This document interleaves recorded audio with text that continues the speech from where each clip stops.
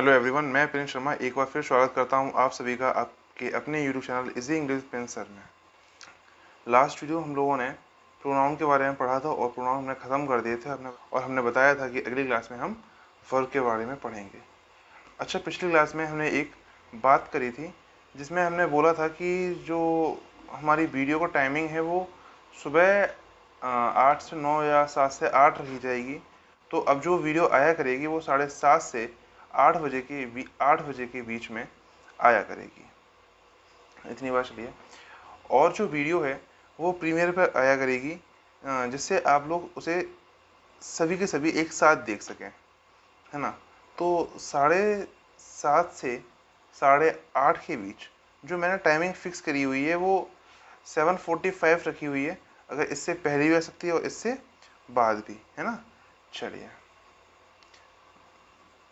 तो आज की क्लास में जो हम पढ़ रहे थे वो थे लेक्चर 4 और वर्ब। ठीक, अब बात करते हैं कि वर्ब होती क्या है। तो a verb is a word that is used to tell something about a person और a thing. The verb is a word that is used to tell something about a person और a thing. तो एक verb वह शब्द होते हैं जो जिसका प्रयोग किसी भी व्यक्ति या वस्तु के बारे में कुछ कहने के लिए किया जाता है ना। फिर आगे हमने पढ़ी है जो वर्ब हैं वो दो क्लासेस में बांटी गई हैं। एक ऑक्सिलरी वर्ब्स और एक ऑर्डिनरी वर्ब्स। ठीक, ऑक्सिलरी वर्ब्स और ऑर्डिनरी वर्ब्स। ऑक्सिलरी वर्ब्स जो होती हैं वो दो प्रकार की होती हैं। कितनी प्रकार की बेटा? दो प्रकार की। प्राइमरी ऑक्सिलरी वर्ब्स और मॉडल ऑक्सिलरी वर्ब्स। प्राइमरी कौन सी होती हैं? टू बी, जैसे इज, एम, आर, वॉज, वर, है ना, है, बीन और बीन। और टू हैव वाली हैज, हैव, हैड, और टू डू यानी डू, डज, डिड। आप कह सकते हो कि जो बी फॉर्म है वो ऑक्सिलरी वर्ब्स होती हैं। बी फॉर्म है वो ऑक्सिलरी वर्ब्स होती हैं। इतनी बात क्लियर? यहाँ तो समझ में आ रहा है बेटा आप लोगों को?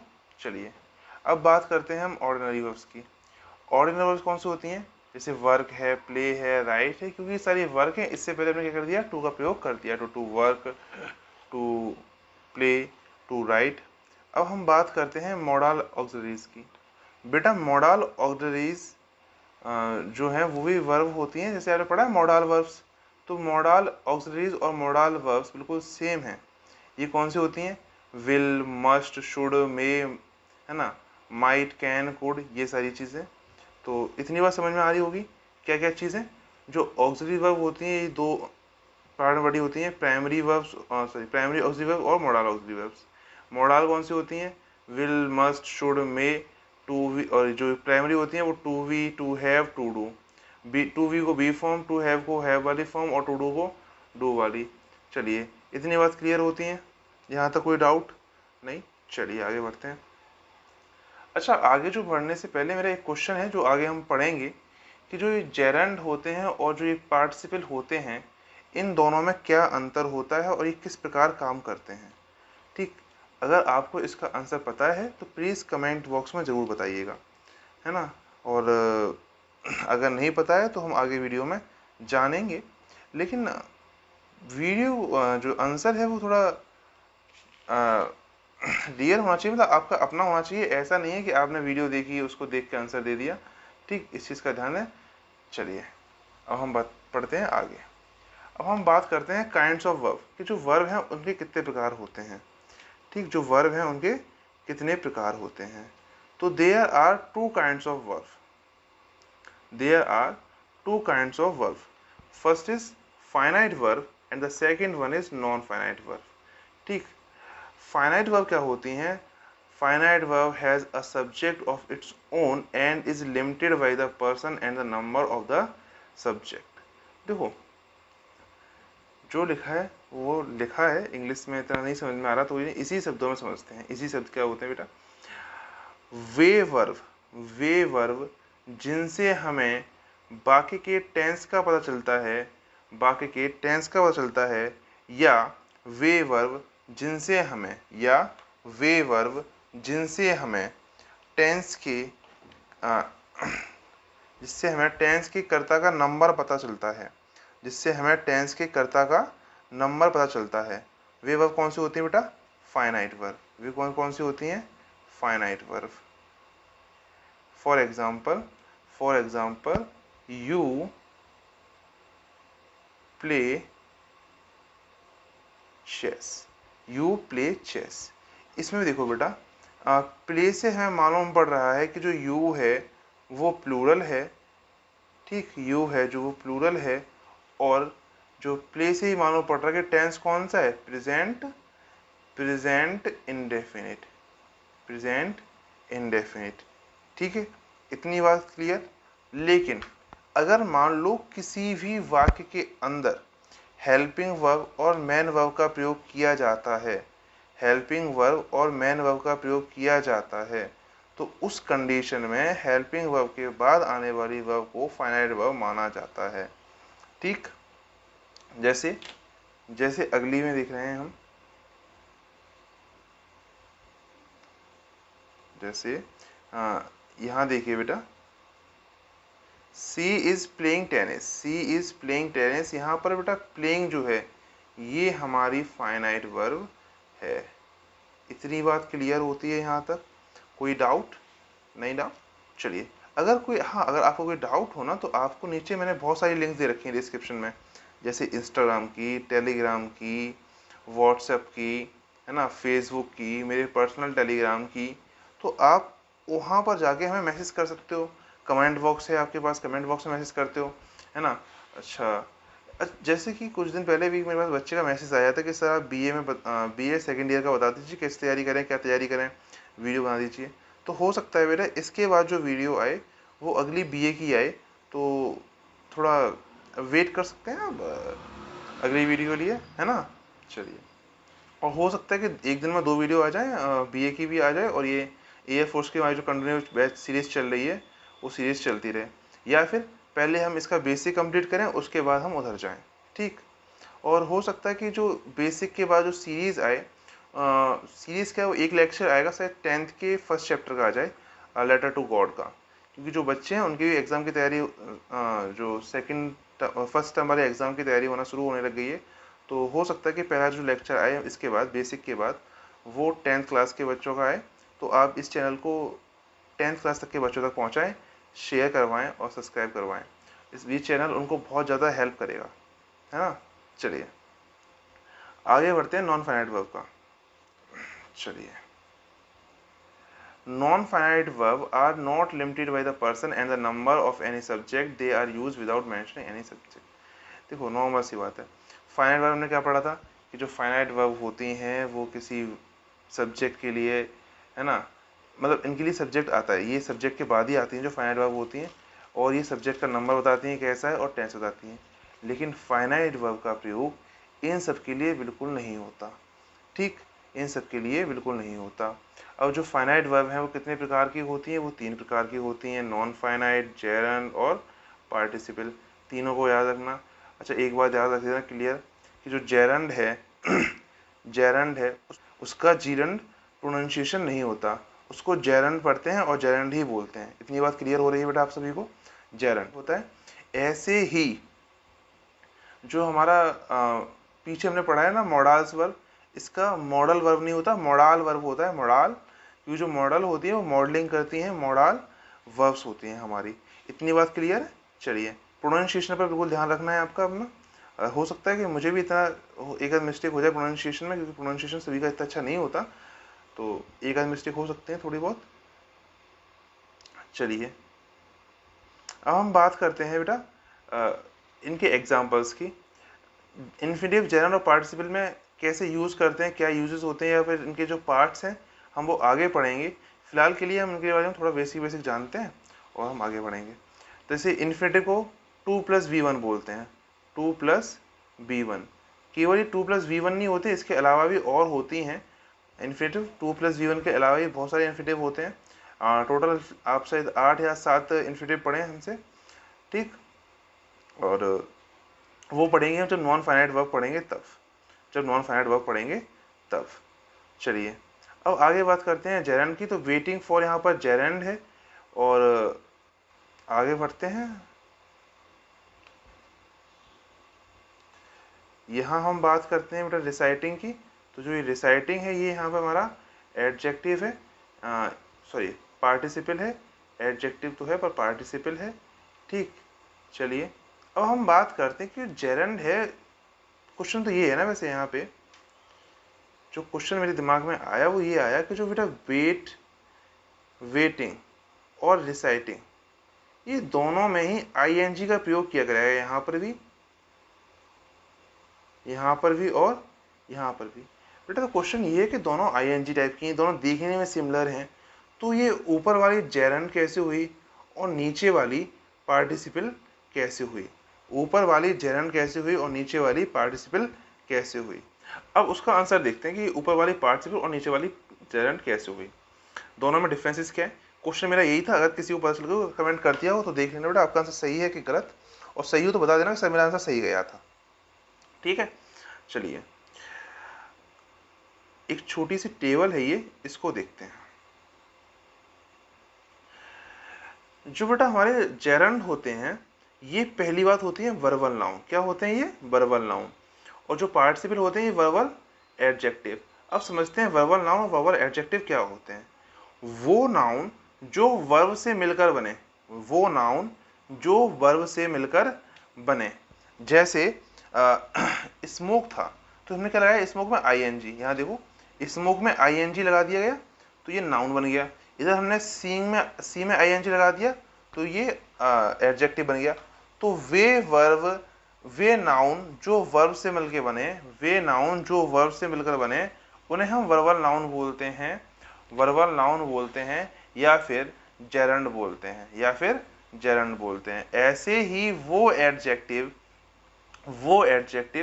जो वर्ब से मिलकर बनते हैं, जो वर्ब से मिलकर बनते हैं, उन्हें हम पार्टिसिपल बोलते हैं या वर्बल एडजेक्टिव बोलते हैं। ठीक, नीचे हमने एग्जांपल दिया है स्मोक प्लस आईएनजी और ये। चलिए अब दोनों में आंसर समझते हैं। Gerund, it is used as a subject and an object. It is used as an subject and an object. इसका प्रयोग एक सब्जेक्ट और ऑब्जेक्ट की तरह किया जाता है। जैसे नाउन है, नाउन हमारा क्या बनता है, सब्जेक्ट बनेगा या ऑब्जेक्ट बनेगा, है ना सब्जेक्ट बनेगा या ऑब्जेक्ट बनेगा। ऐसे ही जो जेरंड है वो भी सब्जेक्ट बनेगा या ऑब्जेक्ट बनेगा। जैसे यहाँ पे देखो बेटा स्मोकिंग, है ना, smoking is injurious to health. यहाँ स्मोकिंग क्या है बेटा, या सब्जेक्ट, क्या है बेटा, सब्जेक्ट। इतनी बात क्लियर। अब इधर देखते हैं, या it is used before a noun. इसका प्रयोग नाउन से पहले किया जाता है। ये नाउन या प्रोनाउन की तरह, मतलब नाउन की तरह कार्य नहीं करता, ये नाउन से पहले आता है। जैसे द लॉइन क्या है हमारा, नाउन। द लॉइन क्या है बेटा हमारा, नाउन। नाउन से पहले क्या है, ये एडजेक्टिव हो गया। अब जब कोई एडजेक्टिव वर्ब से मिलकर बनता है तो उसे क्या बोलते हैं बेटा, वर्बल एडजेक्टिव। इतनी बात क्लियर होती है आपके। चलिए अगर नहीं हो तो मुझसे आज कमेंट करके दोबारा पूछ लेना। ओके, चलिए आगे बढ़ते हैं बेटा। Some other types of verb, कुछ अलग प्रकार की वर्ब, जैसे action verb. The verb which shows action, वे वर्ब जो एक्शन दिखाती हैं, वे वर्ब जो एक्शन दिखाती हैं। जैसे प्ले, वॉक, रन। चलने में एक्शन होता है, हाँ होता है, मतलब मूवमेंट। एक्शन मतलब मूवमेंट, जिसमें देख सकें। चलने में मूवमेंट होता है, हाँ होता है। दौड़ने में होता है, वॉक में होता है, प्ले में होता है ना। तो जिनमें एक्शन होता है, और सारी वर्ब, कोई 2-3 वर्ब कमेंट करना एक्शन वर्ब कौन कौन सी हैं इसके अलावा। ठीक, प्ले, वॉक, रन के अलावा कमेंट करनी है। चलिए अब हम बात करते हैं नो एक्शन वर्ब की। ठीक, तो the verb which do not show any action, the verbs which do not show any action. वे वर्ब जिनमें एक्शन नहीं होता है, वे वर्ब जिनमें एक्शन नहीं होता है। जैसे सी, वॉच, हियर, लिसन, हेट। इनमें क्या एक्शन होता है, देख रहा हूँ मैं, अब देख रहा हूँ, कोई एक्शन नहीं हो रहा, है ना।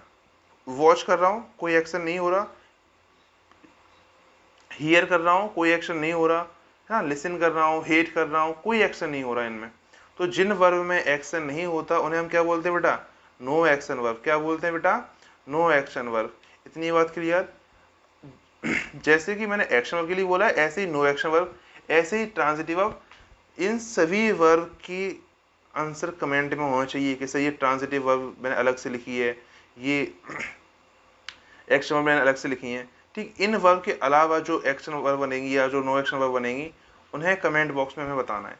ठीक, चलिए होमवर्क है ये आपका, या मेरे पर्सनल इंस्टाग्राम पे भेजना है या पर्सनल टेलीग्राम पे, किसी भी चीज़ पर भेजना है, पर आपको मुझे भेजना है कि सर ये आपने आपके लेक्चर में ये जो वर्ब थी इनकी अदर एग्जांपल ये हैं।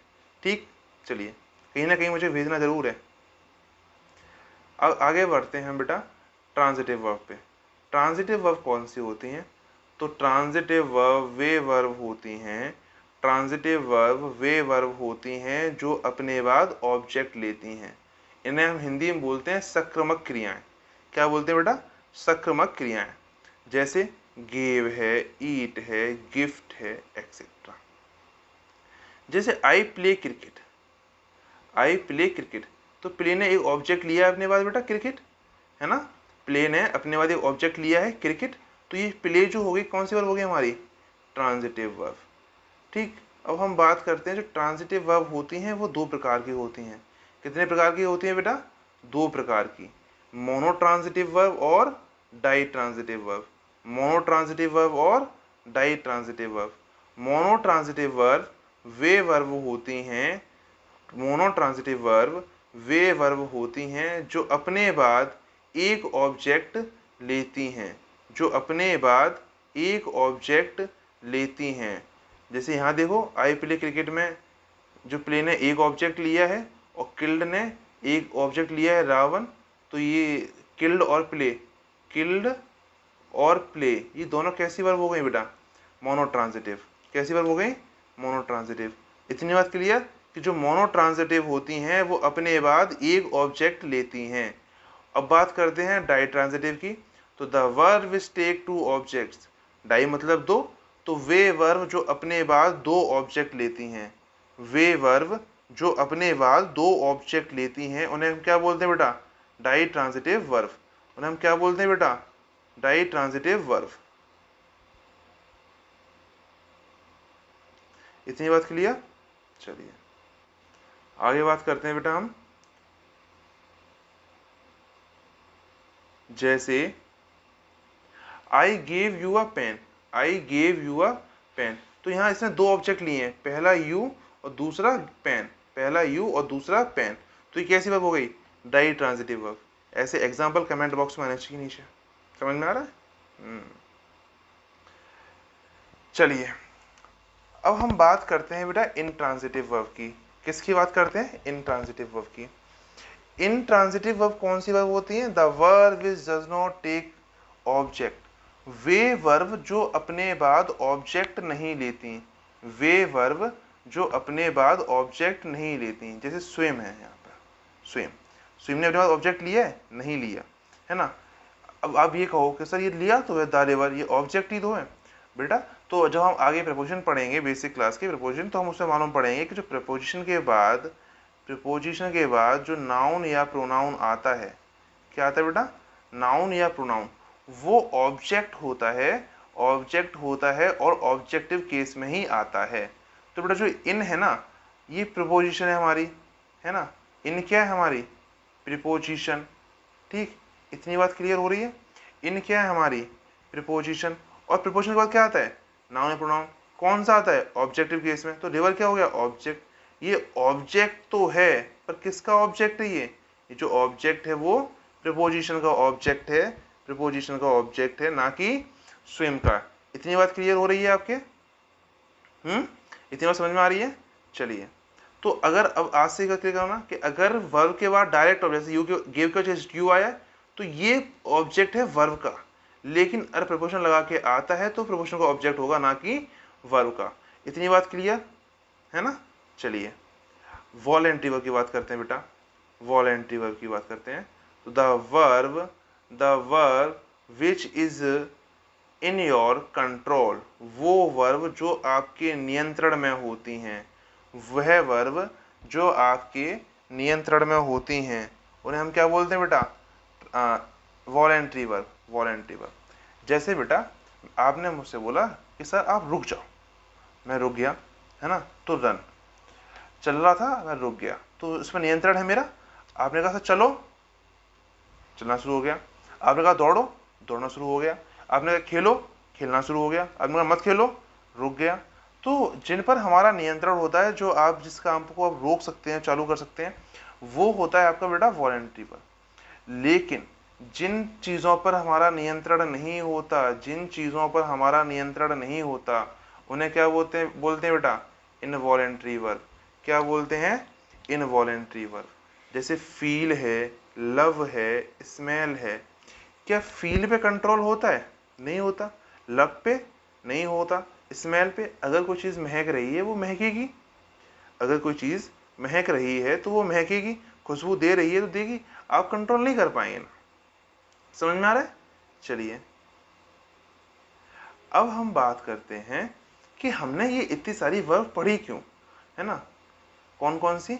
एक्शन वर्ब पढ़ी हमने स्टार्टिंग में, तो ये इनका काम क्या पड़ेगा? Action verb, no action verb, transitive verb, intransitive verb, इन सब का काम क्या पड़ेगा, है ना।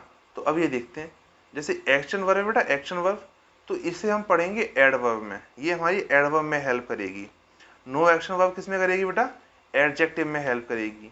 जैसे एडजेक्टिव होते हैं वो किस किस की विशेषता बताते हैं, जब मैं अगले लेक्चर में बताऊंगा तो आप देखोगे अरे नो एक्शन वर्ब यहाँ पे आ गई, इसने बहुत हेल्प कर दी हमारी, है ना। ऐसे ही ट्रांजिटिव वर्ब जो हम पढ़ेंगे तो पढ़ेंगे पैसिव में, पैसिव में। तो मैं इसके तो थोड़ी हेल्प दे रहा हूँ। और जो एक्शन नो एक्शन वर्ब है वो हम कल जो क्लास होगी, नेक्स्ट क्लास, आज क्या है बेटा? आज है आपका ट्यूसडे, है ना। तो जो वेडनेसडे की क्लास होगी, वेडनेसडे की, तो हो सकता है हम वेडनेसडे क्लास में ये पढ़ें, या हो सकता है कि थर्सडे क्लास, क्योंकि वेडनेसडे को हो सकता है कि बीए वाली क्लास आ जाए, तो या तो वेडनेसडे या फिर थर्सडे हम जब पढ़ेंगे अगला बेसिक तो उसमें बताएंगे एक्शन वर्ब और नो एक्शन वर्ब का यूज़। लेकिन ट्रांजिटिव वर्ब का बता दे रहा हूँ। जो ट्रांजिटिव वर्ब होते हैं, जो हम एक्टिव पैसिव बनाते हैं, एक्टिव पैसिव, तो केवल वो ट्रांजिटिव वर्ब के बनते हैं। किस वर्ब के बनते हैं बेटा? ट्रांजिटिव वर्ब के। कभी भी इन ट्रांजिटिव वर्ब का पैसिव नहीं बनता, कभी भी इन ट्रांजिटिव वर्ब का पैसिव नहीं बनता। इतनी बात समझ में आ रही है बेटा आपके? चलिए आगे बढ़ते हैं। इन ट्रांजिटिव वर्ब का पैसिव नहीं बनता। अब चलिए, अब हमने पढ़ी थी वॉलेंट्री वर्ब और इनवॉलेंट्री वर्ब। तो वॉलेंट्री वर्ब की कॉन्टिन्यूअस फॉर्म बनती है, वॉलेंट्री वर्ब की कॉन्टिन्यूअस फॉर्म बनती है, तथा इनवॉलेंट्री वर्ब की कभी भी इनवॉलेंट्री वर्ब की कभी भी कॉन्टिन्यूअस फॉर्म नहीं बनती है। चलिए अब देखते हैं। जैसे ही लिखा हुआ है, involuntary verb is not used in continuous tense, it means involuntary verb की कभी भी कॉन्टिन्यूअस फॉर्म नहीं बनती है। जैसे the flower are smelling sweet, the flower are smelling sweet, ये स्मेल कैसी वर्ब है?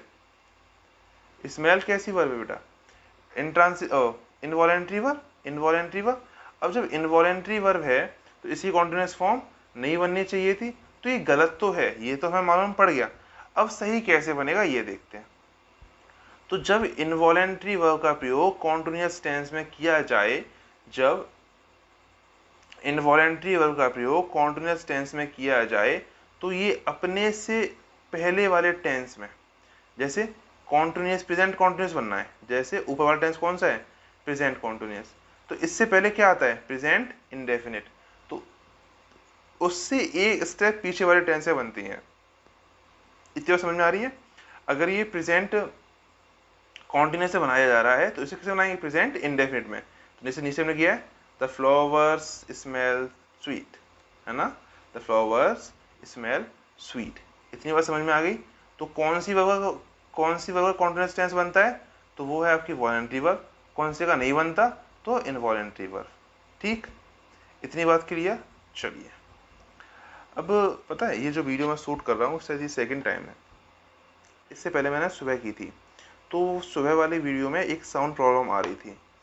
तो उस साउंड प्रॉब्लम को दूर करने के लिए मैंने ये वीडियो दोबारा शूट करी है, पंखा बंद करके, पता है, फ़ैन ऑफ करके।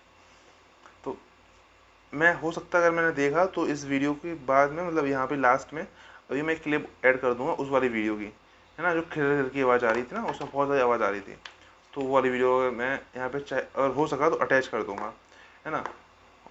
तो आप ये देखना, और इस 2 बार मेहनत करिए ना तो दुगना लाइक और व्यूज़ आने चाहिए, सब्सक्राइब भी दुगने होने चाहिए, तो शेयर करना, है ना। फिर मिलते हैं अगली वीडियो में, तब तक के लिए पढ़ते रहिए और देखते रहिए easy English with Prince sir. ठीक, चलिए बाय बाय बेटा।